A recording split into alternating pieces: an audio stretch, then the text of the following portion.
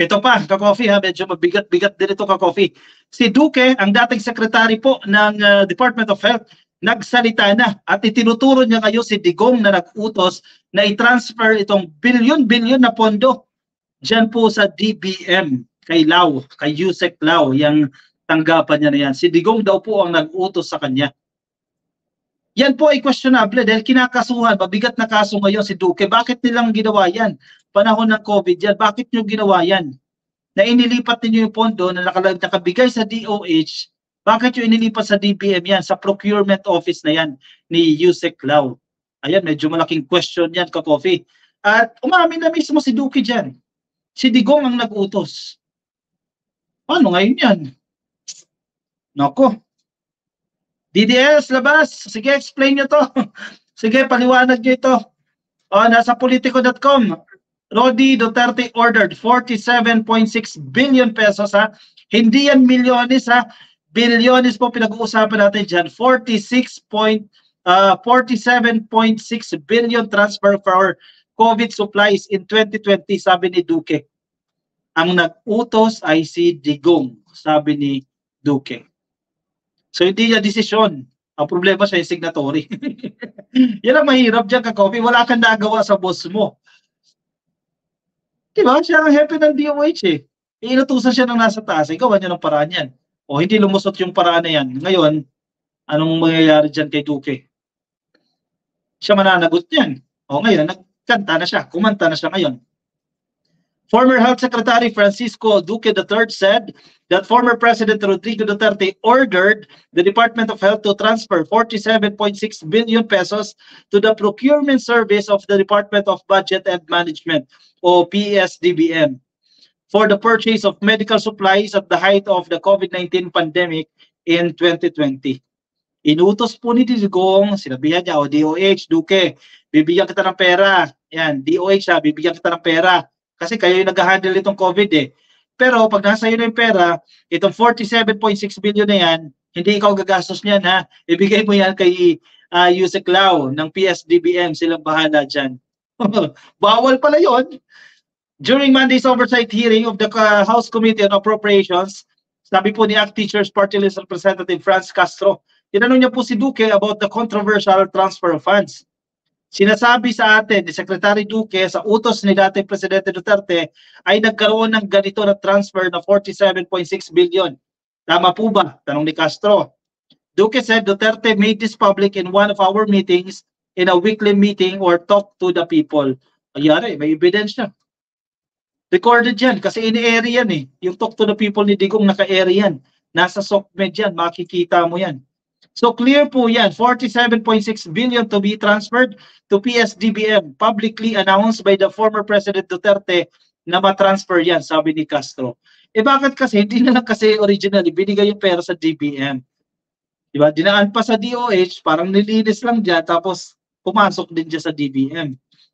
The Office of the Ombudsman. Ombudsman ang nagsalita dyan eh. Inuutos po ng Ombudsman ang pagpa-file ng graft charges laban kay Duque and former DBM Undersecretary Christopher Lau. Ayan si Lau, ka-coffee. Medyo controversial din itong si Yusek Lau eh. Over the alleged irregular transfer of DOH funds to the PSDBM for the procurement of COVID-19 supplies. O biruin mo, wala si Digong sa pinapakasuhan ng Ombudsman. Matalino si Digong eh. Bahala kayo dyan. Basta inutos ko, sundin nyo. Pero pagdating na nasagutan na, sino mga signatories dyan? Siyempre, hahabulin yung nakapirma. Sino yung nakapirma dyan? Si Duque. At sila yung recipient. The anti-graft body also found Duque and Lau guilty of grave misconduct, gross neglect of duty, and conduct prejudicial to the service. During the hearing, House Deputy Majority Leader and Iloilo Representative Janet Garin also inquired about the official instructions behind the fund transfer. So I think, Honorable Castro, the answer of Secretary Duque was in a public address of the President, of the former President. Yun naman, medyo nagugulat ako, Madam Chair, because officially, there are actually official notices or instructions, sabi ni Garin. Sabit sila dito. Kaya hindi ko alam ka-coffee sa mga DDS kung paano nyo ma-explain yan ngayon. Sabit na sabit kayo dyan. Huling-huli kayo dyan. So was there any instruction, Madam Chair, Or who instructed Secretary Duque to initiate the 47.6 billion transfer? It can be answered by the name of the authority who instructed him or the name of the committee or I do not know. So ganoon lang, Madam Chair, if Secretary Duque can respond. Duque stressed that he was the authority to transfer the funds. Correct naman yan, totoo, by papers. Dapat si Duque yan. Problema, bakit ka nagpagamit? Madam Chairperson, it is within my authority to effect the fund transfer. I do not deny that. Stop it. The question is, did you unilaterally decide to transfer 47.6 billion to PSDBM? Asked Garin, a former DOI secretary. Duque responded, no, is the answer. I'm just complying with the rule of the PSDBM. Again, I do not want to belabor the laws that authorize the PSDBM to procure in a state of public health emergency materials. Kasi may policy dyan yung pagbibigay mo ng pondo sa PSDBM, may limitations yan. May mga limitasyon yan. Hindi lahat ng ipoprocure mo, idadaan mo sa PSDBM.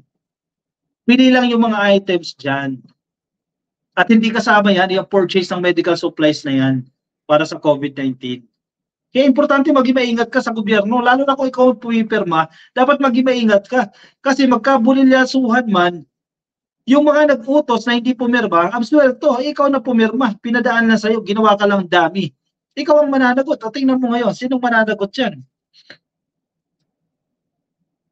He added that the decision was based on a recommendation from the Interagency Task Force for the Management of Emerging Infectious Diseases, which he also headed. Yun lang. Sabi talaga si Duque dyan.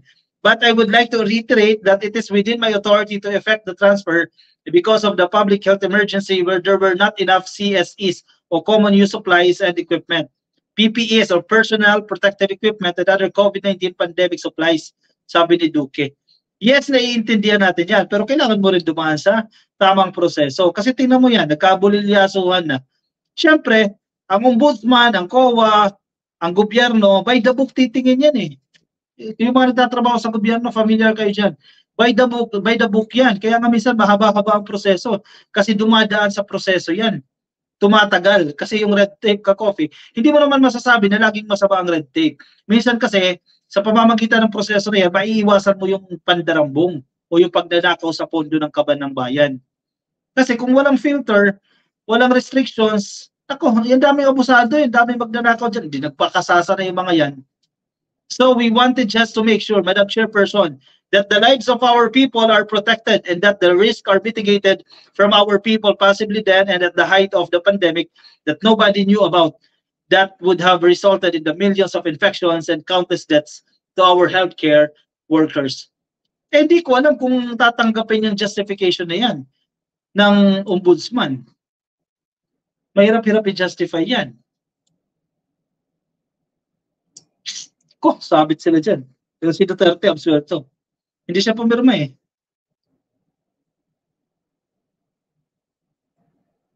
Sabi ni Rogelio Cabarce, kupa, oy, bastos, na vlogger ha, bangag kayata, tumira ka na utot, ano, bayad na kanudo mo, isa iba na vlogger, Marcos Bangaldisa. Rogelio, Mang Rogelio, explain nyo to. Explain nyo to, yung nagyayari sa Davao City, explain nyo to, yung sinasabi ng ombudsman. Ibig sabihin, bangag din ang ombudsman. Anyari, bakit ganyan? Kayo, sabi ni Baybayan Sadi, most corrupt ang Duterte administration. Duterte, drug supporter, sabi ni Noel Lacambra. Eduardo Contillo, good morning, ka-coffee, hello po sa inyo. Bayaran vlogger ang mga tulad nito.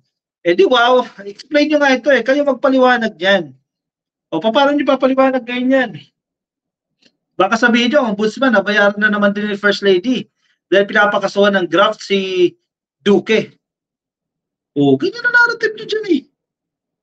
Duterte ay hipokrito. Ayan, nagmamalinis pero maraming mabahong gawain. Ma'am Nilda Galvez, Ma'am Carclea, hello po sa inyo. Mega love shoutout daw po mula kay Ma'am Nilda Galvez. Mga nakikinig sa atin sa Facebook, i-shoutout din po natin si Sir Jomar Fernandez, kay Dave Oka Pumantok, kay Kaner Sapong, kay Mati Soriano, Eliza. Shoutout po sa inyo. Ryan Liano, happy viewing po sa inyo, ka-coffee.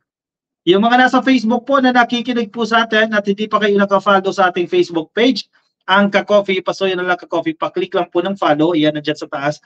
Click lang po yung follow at kung nasa YouTube po kayo, pa-click lang po ng subscribe, pati mga DDS, i-like nyo na, subscribe na rin kayo Ka-Coffee sa channel natin. At yung mga hindi pa nag-attendance check, pa-like lang po ng video na yan para sa ating attendance check. A.E. Ramos, good morning, watching from Alberta, dyan po sa Canada. Happy viewing po sa inyo. Ayan, you're welcome, Sir Jomar Fernandez. Sige, kuha na ng kape. Move on tayo sa ating next topic.